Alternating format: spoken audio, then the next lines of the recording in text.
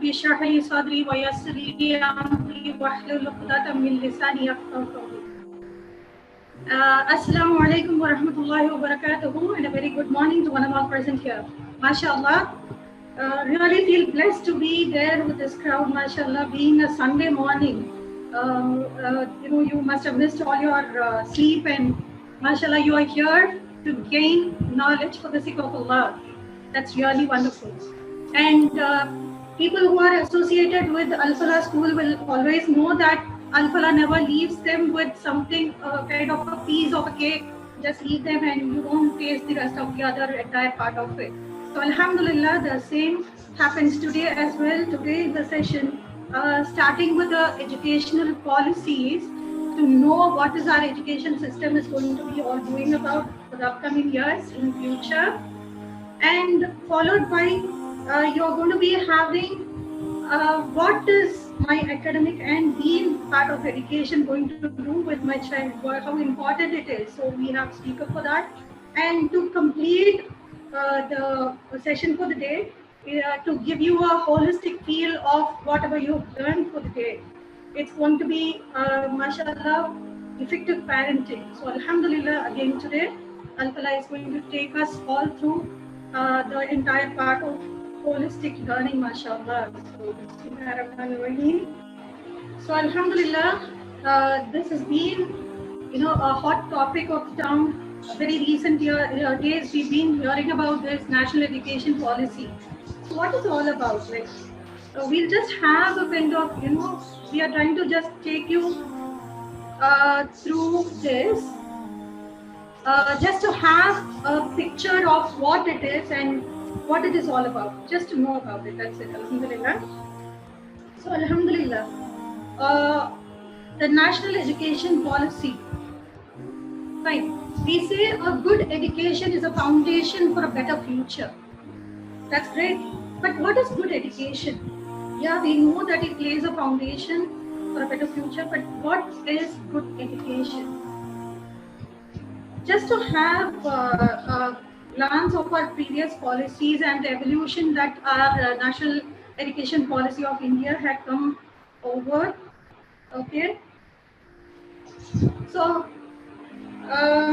the previous policies have largely focused on the access and equity.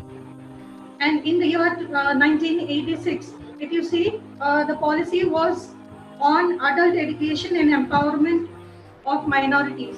So this was an unfinished agenda, then followed by the policy that we had in the year 1992, again dealt with this same policy.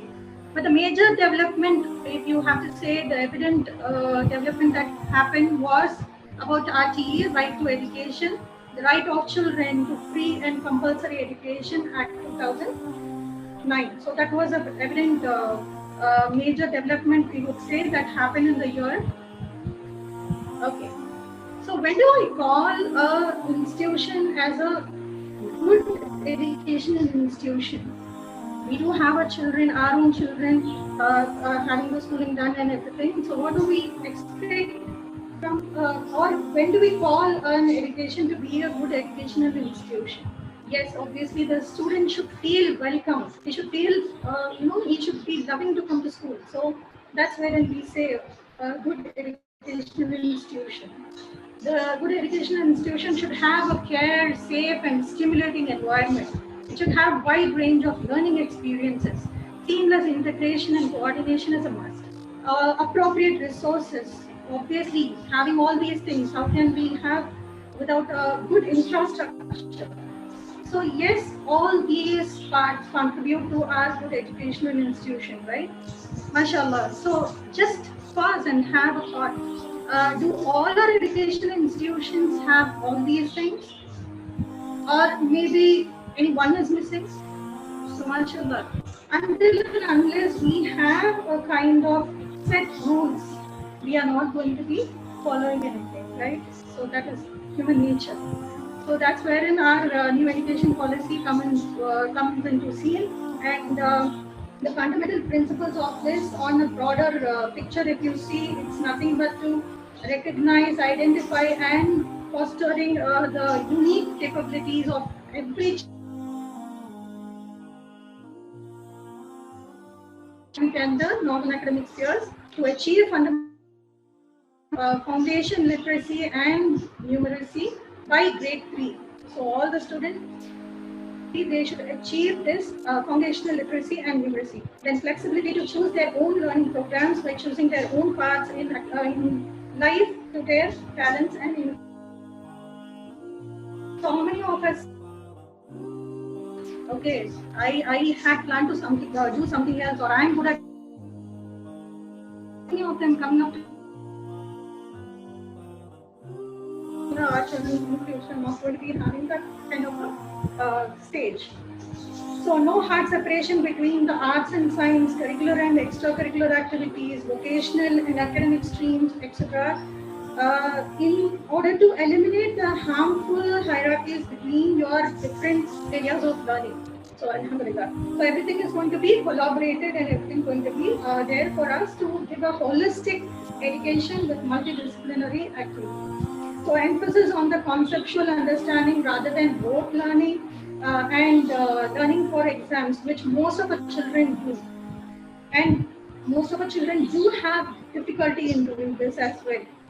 So creativity and critical thinking to encourage logical decision making and innovation, ethics and human and constitutional values like empathy, respect for others, cleanliness, courtesy, democratic spirit, spirit of services, respect for property, scientific temper, liberty, responsibility, so on and so forth, which really there's a lapse with actually.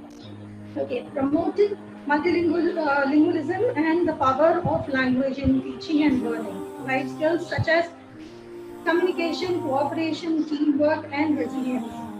So it is going to be focusing more on the regular formative assessment for the learning rather than the summative assessment that encourages today's coaching culture. So the respect for diversity and respect for the local context in all curriculum, pedagogy, and policy is going to be there. Full equity and inclusion, synergy in curriculum across all levels of education, from early childhood care and education to school education to higher education, mashallah. Teachers and faculties are going to be at the heart of the learning process. A light but tight regularity framework to ensure integrity, transparency, the resource efficiency of the educational system through audit and public disclosure while encouraging innovation and out-of-the-box ideas through good governance and empowerment. So, mashallah, we are going to have an outstanding research, continuous review of progress based on sustained research and regular assessment by educational experts. Rootedness and pride in India. Education is a public service. So that our children have access to quality education must consider a basic right for every child. Substantial investment in a strong, vibrant public education system. So this is all about what we are going to be seeing it today. Okay, so I know it's a very dry and but then we are there in the place to know what it is all about. And I know most of our participants here are teachers or parents. Alhamdulillah. What a kind of impact that our online classes have on the teachers as well as on the parents. So I don't have online students like this for the day to day. Okay. Okay. So this is what is all about going to be our national education policy. So that's wherein we have, it's been broadly divided into 4 parts. The school education, where you have your nursery and your first standard to second standard level of education comes there, and the higher education. Other key areas, as we go on through the slides, we will get to know what are the other key areas are and what is all about that. And making it happen, obviously, yes, when we said something, how are we going to be implementing it? How effectively it can be implemented? So that's very important to know. Yeah. Right.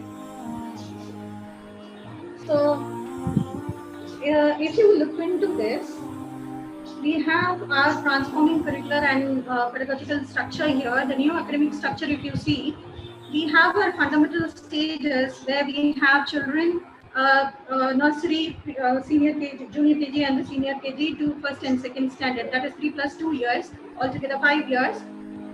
So Alhamdulillah, we were talking about the National Education Policy 2020, and I told you that it's there. It's divided into the 4 different parts where it's easy for us to know where the changes are happening and from the like where to where and all these things. So Alhamdulillah, the part 1 is about school education, which is there from your pre-KG, the nursery level, to the second standard level, and then later on you have your higher education, other key areas, and making it happen. So other key areas I was telling you, like as we go on through the slides, we'll get to know what are the other key areas are, what is it all about. So obviously when we have things are set, to be set, we should know how it has to be happening also. The implementation part is also very important, so even that is given here. So we just, actually it's a very vast, kind of topic, but we are, as far as possible, I have tried to put in points that we understand it. Please, next slide.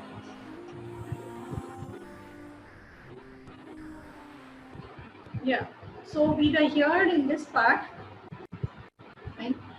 So here, if you see, this is the graph. It shows you the entire NEP, what it is actually, how it is being divided into this kind of like 3 plus 2 plus 3 plus 3 plus 4 years, right? So Alhamdulillah, the foundation stage they have given for 5 years. That is 3 years in the Anganwadi, that we call it as a pre-KG, LKG and the KG. So there 3 years where the age group is between 3 to 6, and then we have 2 years class 1 and 2 between ages 6 to 8, and then comes your preparatory stage, that is 8 years to 11 years. Then you have your middle stage where you have a group of children from 11 years to 14 years, from grade 6 to 8. And then last your secondary stage where you have 14 to 18 years of age and the class 9 to 12 years. 9 to 12 standard. Okay, fine. So it's been broadly divided into this. And why is that 5 years is being given to the foundational stage is what really we are supposed to be looking into, right? So why is that 5 years, that stage is going to be so thing? We all know that 85% of a child's cumulative brain development occurs in the prior stage of 6, indicating the critical importance of appropriate care and stimulation of the brain in the early years in order to ensure healthy brain development and growth. So that's very important, the critical stage where the feeds are properly should be properly to be given, and that's wherein we find like the children, the foundation is not there and they are not going to be excelling in the future levels of whatever they are going to be having. So that's wherein the foundation is stressed on, and in that part of it, can you please go to the next slide and then we'll come back.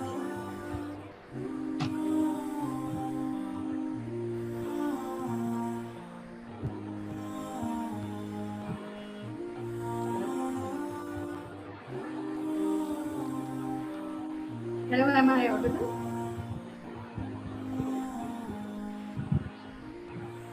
Yeah, thank you.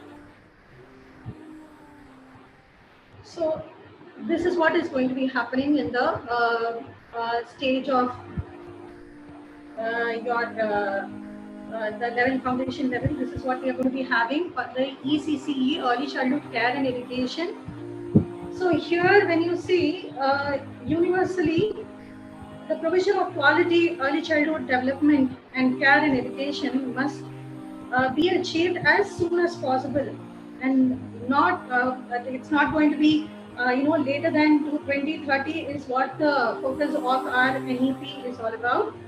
So to ensure that all the students entering grade 1 are school ready, so that level, in the 3 years, that is what is going to be happening there. So ECCE ideally consists of flexible, multi-level, play-based, activity-based, and it also focuses on the indoor, outdoors, and all these things where it also compromises the alphabets, language, numbers, color, shapes, all the basic part of it. All these things compliance to the ECCE thing. MashaAllah. So that is wherein even the government stresses on that, and the foundation is laid at a proper pace there. Okay, so ECC also includes on focusing developing a social capacity, sensitivity, good behavior, courtesy, ethics, or whatever is, we call it as a value-based education, the value, the ethics that has to be built in, it's done there, alhamdulillah. So when it comes to the foundation and the literacy level, okay, so yeah, the child gets to understand what are the basic operations with numbers and the various government and the non-governmental surveys indicate that we currently are in learning crisis. You know, a large portion of students currently in the elementary school, estimated to be over 5 crore in number, have not attained the fundamental literacy and numeracy, that is the ability to read and comprehend basic text and the ability to carry out the basic addition, subtraction with Indian numerals. They are not able to do. They are not able to do it. And alhamdulillah, I think most of the teachers who are here would have witnessed that. We feel what the child is not having the basic at all, how did he come to this level? Okay. So again, the pupil teacher ratio of under 30:1 will be worked, and it is going to be, and it was found that the socio-economically it is not actually getting advantage for the effective learning, and it's worked on, and it will be 25:1 according to your PTR, that's your pupil teacher ratio. So the teacher training is also very important on this. So we'll be focusing on the teacher training and all these things. The new education policies that has a lot to do with our teachers training. So as we go on to that part of it, inshallah, we will be looking into that as well, inshallah. So under the school education, so you have your ECCE, foundation literacy and numeracy, then curtailing the dropouts and the dropout rates. It is found that the gross enrollment ratio says in a survey that for grade 6, from grade 6 to 8, the dropout rate was 90.9%. And for the grade 9 to 10, the dropout rate 79.3. 11 to 12, the grade 11 to 12, the dropout rate was 56.5%. So the dropout rate after grade 5 and 8 was very significant. Okay. So as per the 75th round household survey by NSSO, which was done in the year 2017 to 18, it says that the age group of 16 to 17 years of students, it is somewhere around 3.22 crore. So the dropout rate is too much. So here the policy now focuses on the top priority initiative is to bring these children back into the education fold as early as possible and to prevent the further students from dropping out with goal to achieve 100% education, the literacy rate. So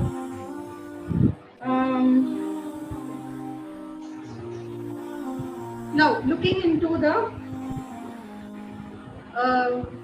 pedagogy,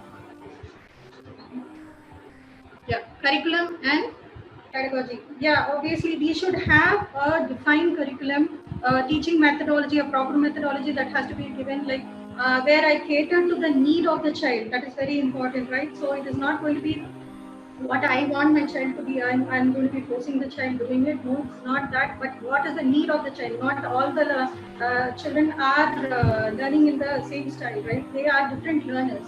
They learn it in a different way. So here the NEP stresses on the experiential learning. Okay, so Instead of me, see, if I'm going to tell you that lemon is yellow and it smells so and so, just giving them an abstract of what I'm going to teach about the concept and all these things. Instead, I give them a lemon in the hand. I make them feel. I make them smell.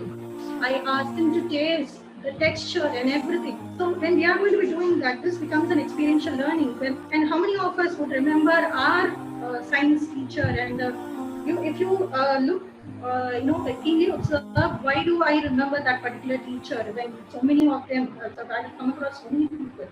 But why do I remember this particular teacher? You can recollect that this teacher must have done something to do with your, learning. It might have moved you. It might have entered you. So that should be there.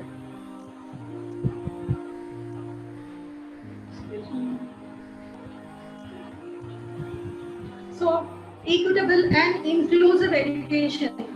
I need to give equity and inclusion part of education. So that is also focused in this. So well-equipped teacher, as we were talking about,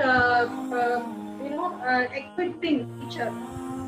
This policy is going to be working a lot with our teachers training and we call it as CPD. So they are going to be giving us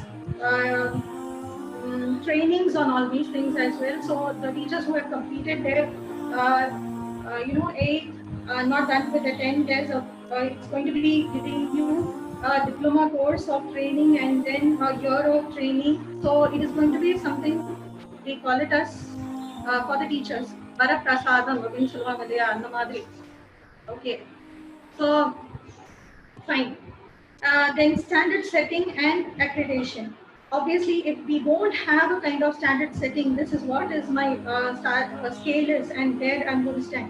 If we don't have that, we are not going to be doing it on par with the other schools in the country.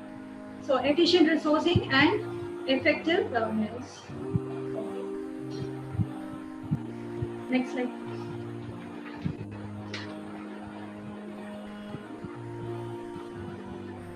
Yeah.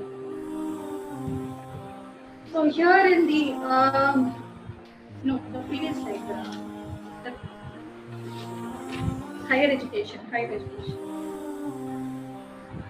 Previous slide.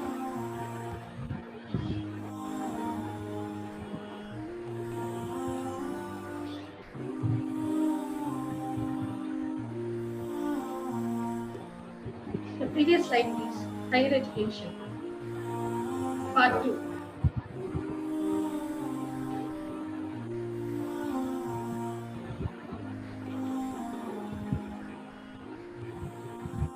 So let him change, inshallah.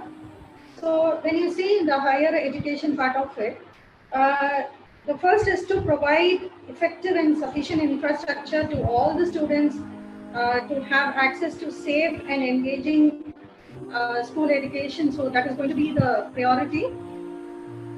Okay. So engaging school education at all levels from pre-primary school to grade 12. So alternate and innovative education centers will be put up in cooperation with civil society to ensure that the children of migrant laborers and other children who are dropping out from school due to some various circumstances will be benefited out of it. So we were talking about the trainings also, inshallah. So here if you see the alumni, the older citizens, older citizens of India are going to be employed in helping us out with all training sessions and all these things. So open and distance learning, that is ODL, programs offered by the National Institute of Open Schooling, NIOS, and state open schools will be expanded and strengthened for meeting the learning needs of young people, young children who are not able to attend physical school. Actually, NIOS and the state open schools will offer the following programs in addition to the present programs, whatever we have now, they have slightly modified there. So ABC levels.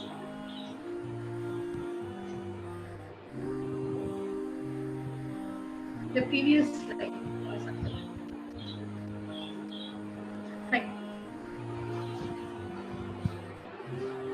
So A, B, and C levels that are equivalent to grade 3, 5, and 8 of the formal school system. Secondary education programs that are equivalent to grade 10 and 12, vocational education courses and programs. Then we have adult literacy and life enrichment programs as well. All of this is being included in our NIOS and the state open school day. So the efforts also will be made to involve the community and the alumni in volunteer efforts for enhancing the learning program. So they will provide one-on-one tutoring, teaching of literacy and holding of extra help sessions, teaching support and guidance for educators, career guidance and mentoring to students, etc. So in this regard, the support of active and healthy senior citizens, the school alumni and the local community members will be suitably acquired and to have a productive learning in the future. So here in the broader picture, if you see with higher education, we have, yes, we have touched upon this, effective governments and leadership, quality universities and colleges. So when it comes to the school education part of it, it is the preliminary level of working with the schools like Anganwadis and primary schools and other things. And when it comes to the higher education part of it, the same thing, like with the working with the infrastructure, to the training and the pedagogy, the curriculum, all these things will be incorporated with our with the quality in the universities and colleges. Then institutional reconstruction and consolidation towards more holistic and multidisciplinary education. So all these things again we saw. I just went through it. Fine. The next slide.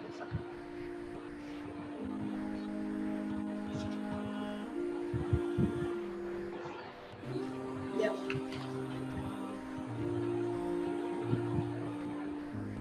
So here when you see the other key areas, we were talking about the other key areas, right? So Alhamdulillah, in the other key areas, the professional education, we call it as a professional education or a vocational, where the child is not able to do something with the academics or something, so we take them to the vocational trainings. So here, involve critical and interdisciplinary thinking, discussion, debate, research, and innovation will be incorporated to develop this professional education. That will be the preliminary platform to do that. Then your professional education becomes an integral part of the overall higher education system, where we find the standalone agriculture universities, legal universities, health science universities, technical universities, and the institutions in the other fields. So your professional education will be an integral part of all these things.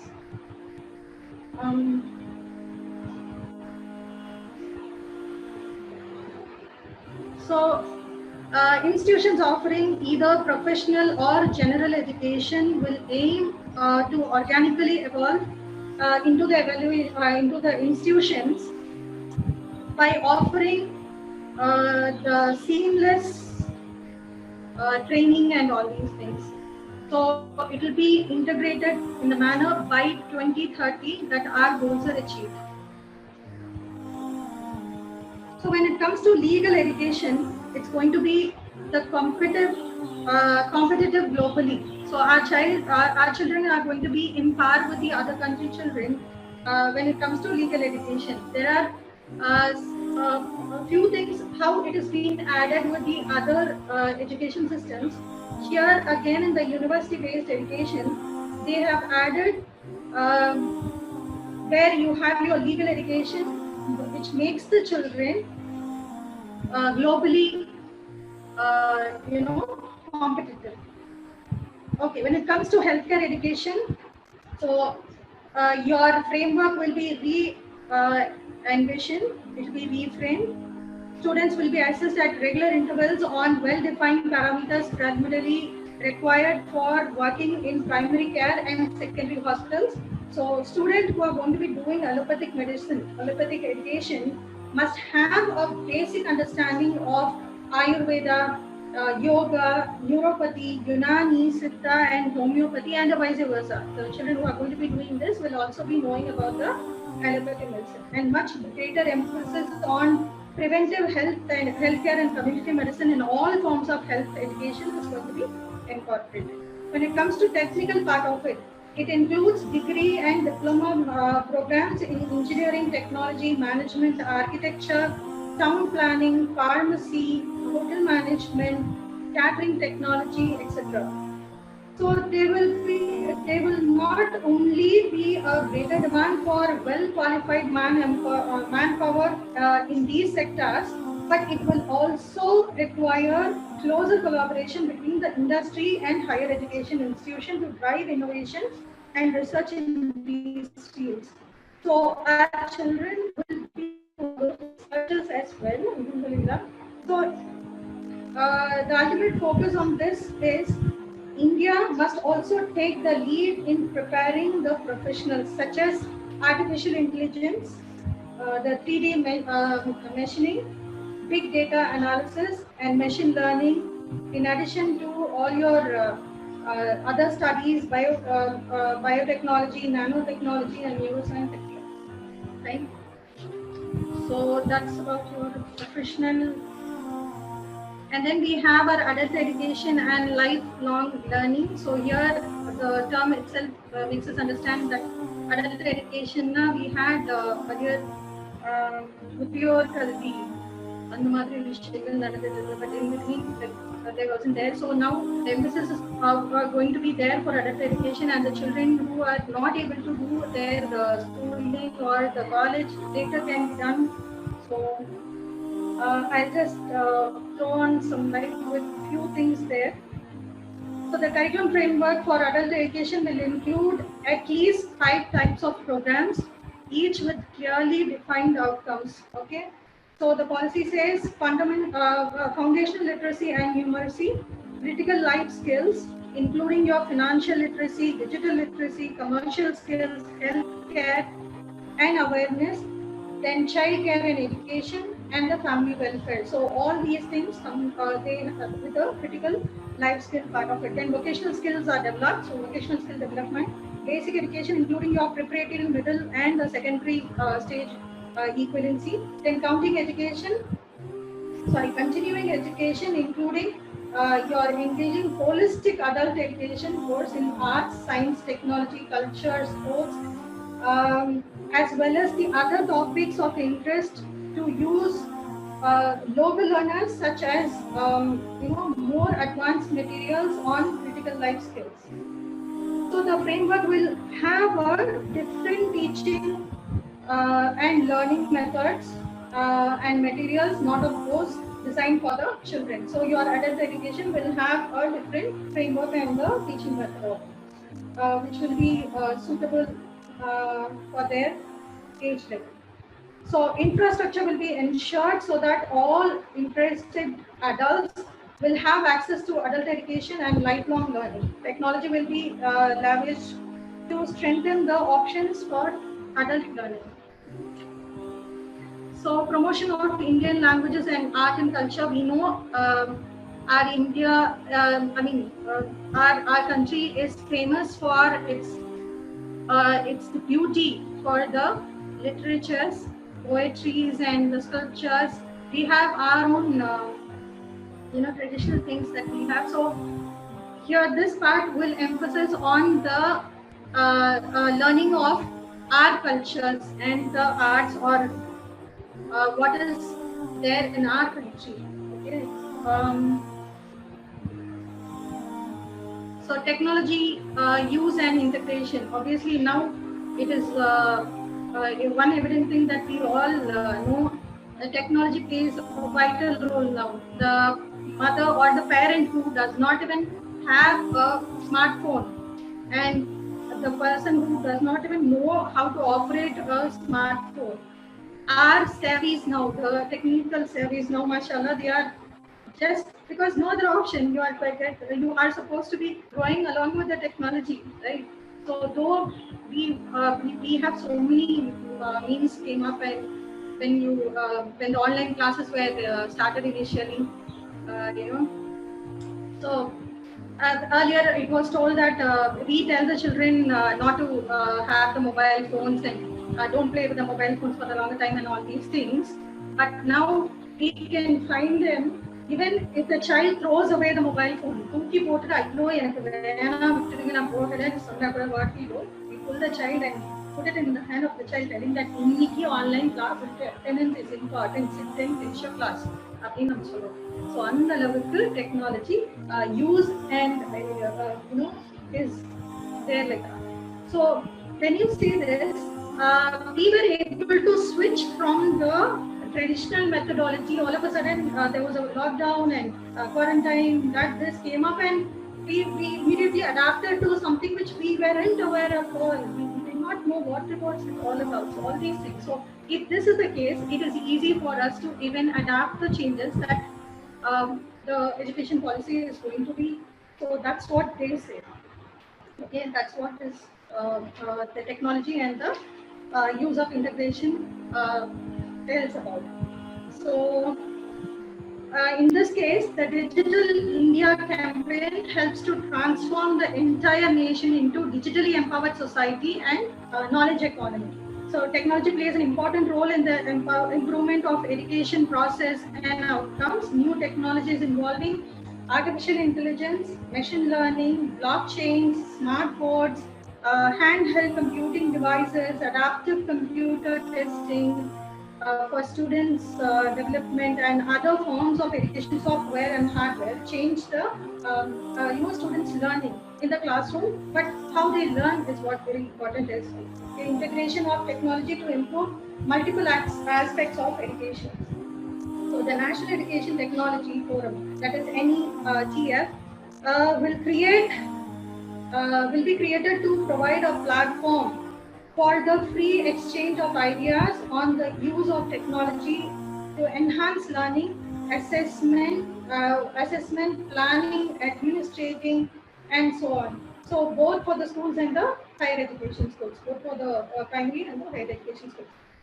Again, this NETF, that is your National Education Technology Forum, will organize multiple regional and national conferences, workshops, etc., to support the development of a vibrant body of knowledge and practice.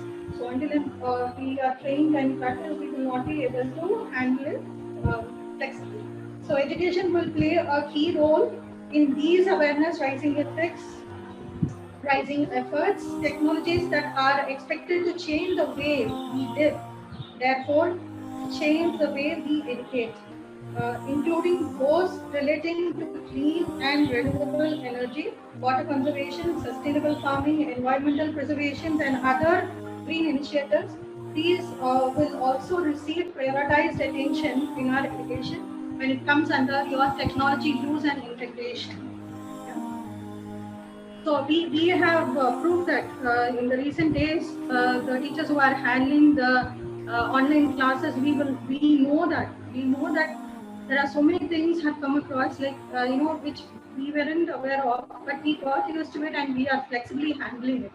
Okay, and I experienced it personally yesterday, and thanks to my alhamdulillah, my colleague Sindhu ma'am, who helped me with all these things, because I was totally away with all, but alhamdulillah, learned something, mashallah. So learned with all these things, right? So that's how we take it, and we grow along with the technology as it grows, right? We need to update ourselves, otherwise we'll be outdated, right? Online and digital education. So when it comes to online and digital education, the recent rise in the epidemics and the pandemics, necessities with alternative modes of quality education, when we were able to take in that alternative, obviously even this will be flexible with us. So the National Education Policy 2020 recognizes the importance and the advantage of technology. It calls for a carefully designed and appropriately scaled studies.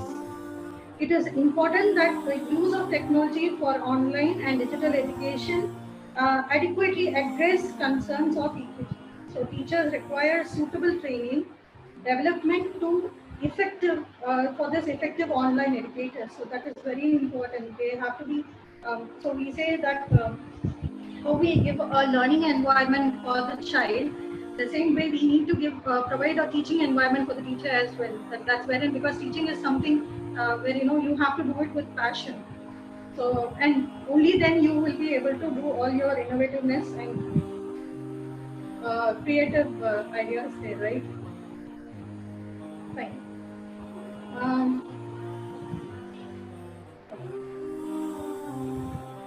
so, there are numerous challenges to conduct online examinations. Obviously, the teachers would know about it, how difficult it is to conduct online assessment, online examination, having it in the physical classroom.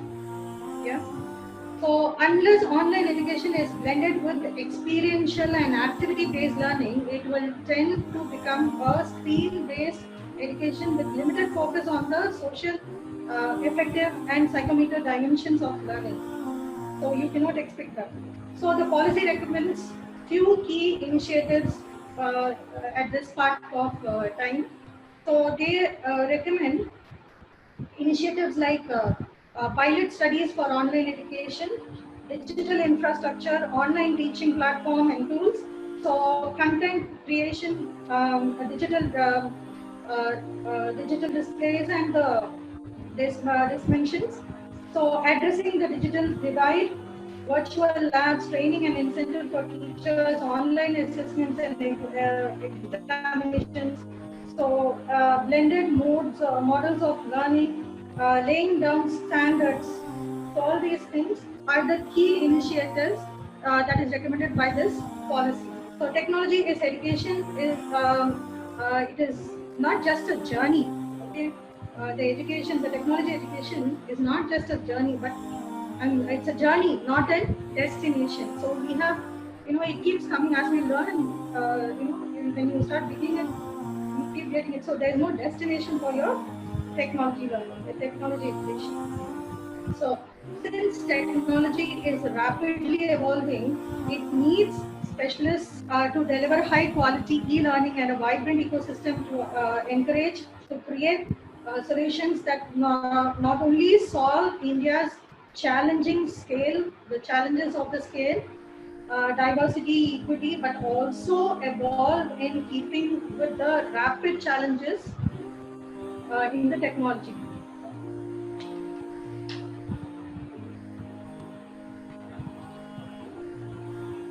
So there'll be so to address all these things, there'll be a dedicated unit for the purpose of building digital infrastructure, digital content, and capacity building will be created in the ministry to look after the e-educational needs of both schools and the higher education sector. So this particular team which is going to be working, the center will therefore consist of experts drawn from the field of administrations, education, educational technology, digital pedagogy, and assessment, e-government, etc. So the team or the center will have experts from all these field of all these areas of. Okay. So fine. Last, anyways. So how are we going to be making it happen? So that is very important, right? We have not in depth of anything, but at least a broad sketch of why it is and what it is to be done.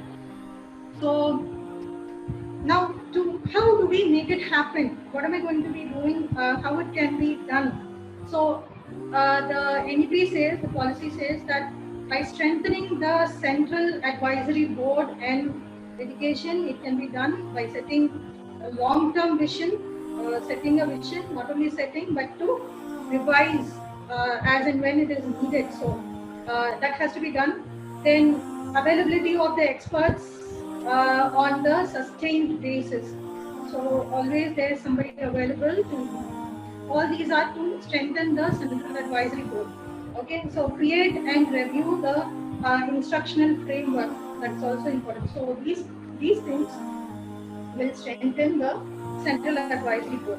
So when it comes to financing, that is your affordable and equality education, when it comes to financing, so what are the things that I'm going to be investing on? So we invest on one-time expenditure, like the quality to enhance the quality of early childhood care and education, then adequate and appropriate resourcing. So appropriate and adequate resources are must for a smooth running of your education plans. And then breakfast and the midday meal, all these things actually it's there under your school part of it. We have just skipped all those things because it's kind of a.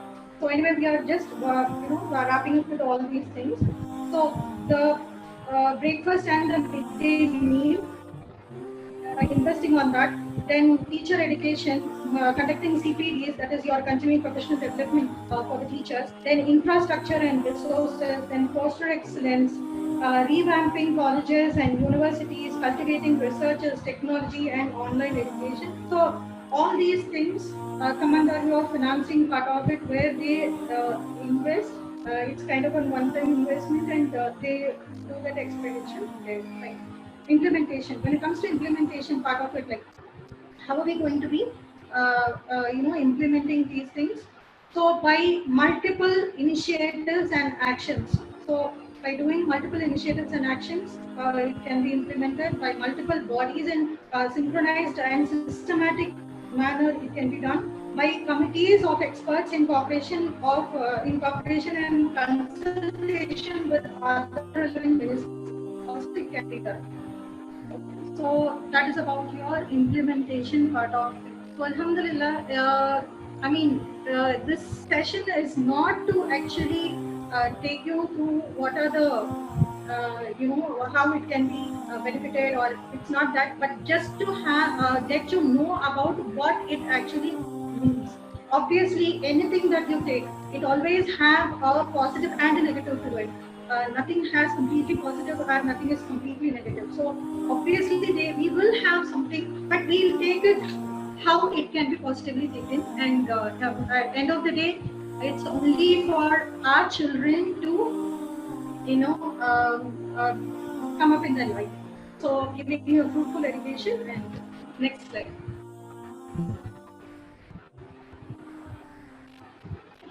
Next slide. Hope everyone are awake. A good quiz for you. Okay. I think most of us know, but still, you know which country has the best education system in the world? Which country has the best education system in the world? Earlier it was Finland. Okay. So actually it is, earlier it was Finland, but recent survey says Finland is in the 6th place. So it is USA. USA followed by Switzerland and Denmark. Finland falls in the 6th place. So here, if you see, the lesson for us, one thing is, most of us know that our education system abroad, if you see, the children will be kept with the parents in the at home, or maybe the children will be going to the so-called, here we call it as a PKG or a creche or whatever it is, but there they put them for skill development, where they enhance all the. At the age of 5, they step into the school. So alhamdulillah, this is one kind of thing. And any idea which country respects the teachers a lot? Which country respects a teacher?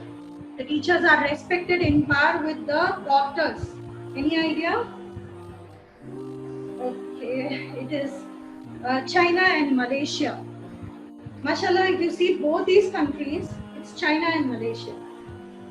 Okay, if you see both these countries, the teachers are in par with the doctors, mashallah.